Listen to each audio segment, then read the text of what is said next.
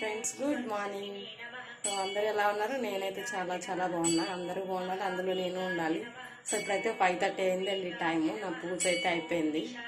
So చూడండి, నా పూజ అయితే కంప్లీట్ అయిపోయింది. చూసారా, పూజ అయితే కంప్లీట్ అయిపోయింది. సో టెంపుల్కి వెళ్దాం అనుకున్నా, బయట చూస్తే ఫుల్ వర్షం పడుతుంది. 4కి లేచాను అనమాట. సో పూజ అయితే కంప్లీట్ అయిపోయిన టెంపుల్కి వెళ్ళేసి వచ్చేద్దాం. నిన్న ఏకాదశి, ఈరోజు ద్వాదశి కదా, దర్శనం చేసుకొని వద్దాం శివయ్యని అనుకున్నా.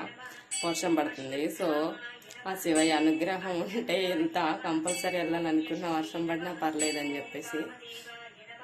సో నా పూజ అయితే కంప్లీట్ అయిపోయింది అనమాట. అందరూ బాగుండాలి, అందులో నేను ఉండాలి. ఆ శివయ్య అనుగ్రహం ఎప్పటికీ మనకు ఉండాలని మనస్ఫూర్తిగా కోరుకుంటున్నా. సో నాకైతే చాలా ప్రశాంతంగా ఉంటుందని కార్తీక మాసం వస్తే, ఎందుకంటే ఎర్లీ మార్నింగ్ లేచి రోజు పూజలు చేసుకుంటాం. దేవుడు గది అసలు మామూలుగా ఉండదు, కలకల్లాడుతూ ఉంటుంది.